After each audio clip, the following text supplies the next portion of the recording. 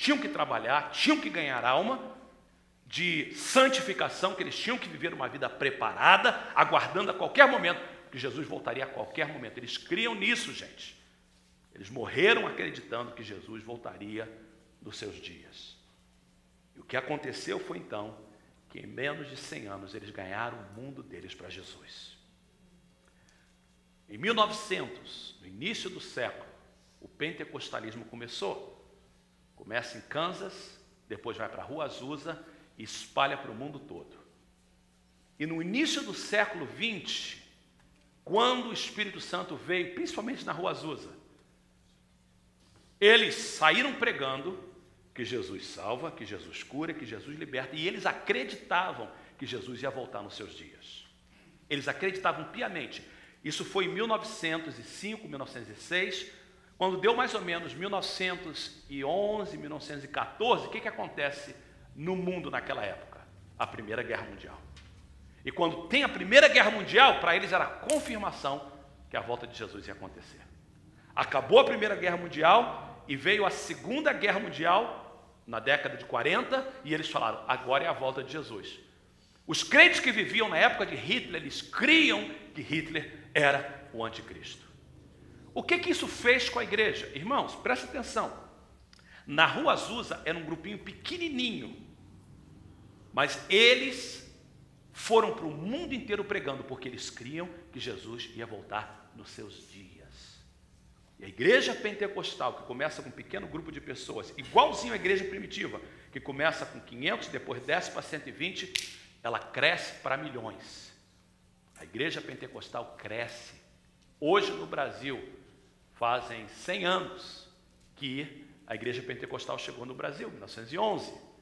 E são mais de 40 milhões de pentecostais. Na China, a maior igreja pentecostal está na China, mais de 100 milhões de pentecostais. Na Índia, há uma igreja pentecostal imensa. Tudo porque os primeiros pentecostais acreditavam que Jesus vai voltar nos nossos dias. Eles estavam errados, irmãos. Você diz assim, mas eles estavam errados, porque nem voltou no primeiro século, nem voltou no segundo século. Vamos olhar o texto bíblico em Apocalipse, capítulo 3, verso de número 11. Eu queria olhar com vocês. Apocalipse 3, 11. Diz a palavra de Deus: venho em breve. Repita comigo. Venho em breve. Mais uma vez. Venho em breve. Retenha o que você tem. Todos juntos? Retenha o que você tem, para que ninguém tome a sua coroa. Todos juntos? Para que ninguém tome a sua coroa. O texto todo, juntos. Venho em breve. Retenha o que você tem, para que ninguém tome a sua coroa.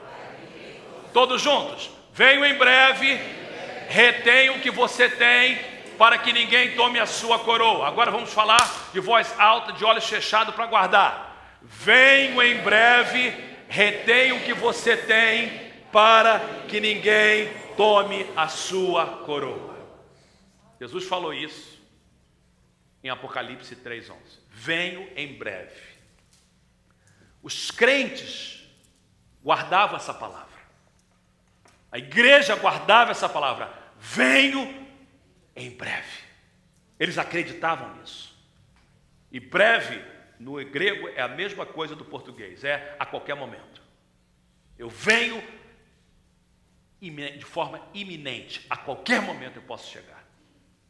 Jesus quer que a sua igreja pense dessa forma. E que creia dessa forma. Há uma outra passagem que eu quero que vocês olhem comigo, é em Mateus capítulo 24. Eu não tenho esse texto projetado porque eu quero que você olhe na sua Bíblia.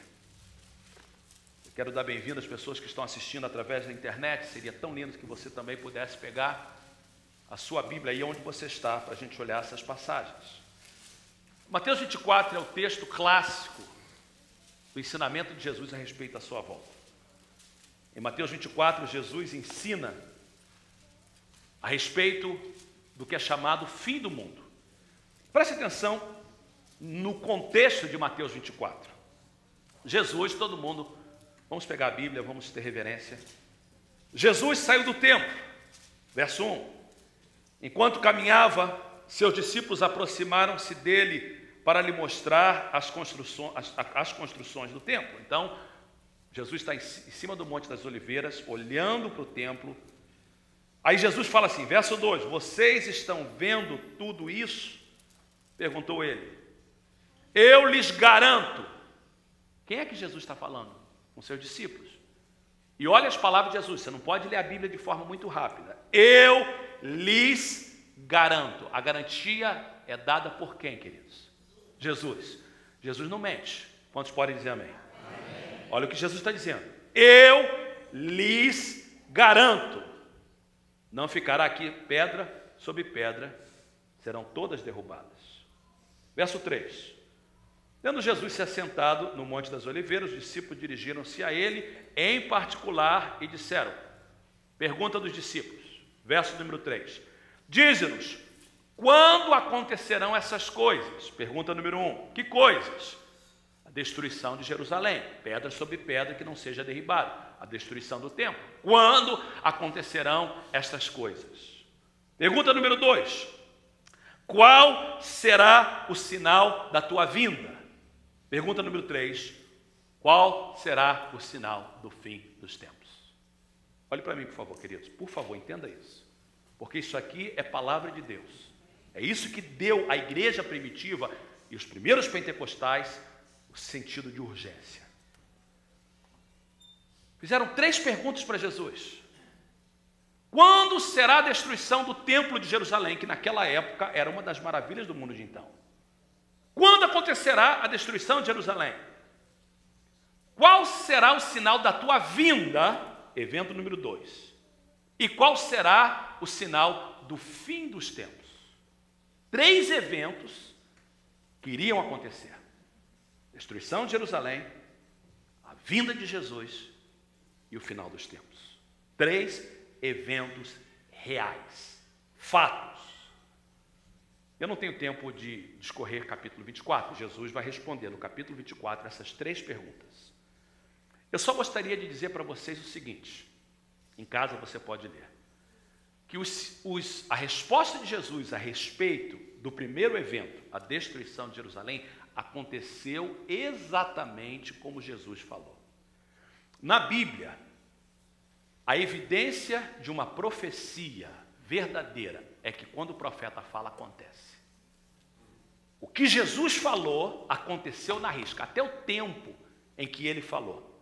Ele deu os sinais todos, ele disse como seria, e ele disse assim, não passará essa geração, falando da oliveira, da figueira, não passará essa geração sem que tudo isso aconteça. Jesus falou isso por volta do ano 30. Uma geração na Bíblia são 40 anos.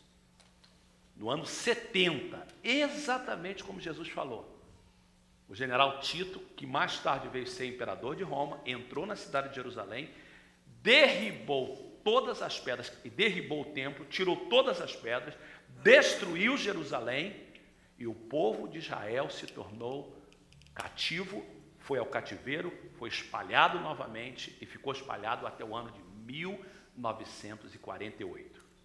Do ano 70 até o ano 1948, exatamente como Jesus disse. O primeiro evento, que é um fato que Jesus falou que aconteceria, ele respondeu, aconteceu exatamente. Na Bíblia diz que Jerusalém seria pisado pelos gentios até que o tempo dos gentios terminasse. No ano 40, Jerusalém é destruída. No ano de 1948, Israel volta à terra. No ano de 1967, Jerusalém se torna novamente parte de Israel.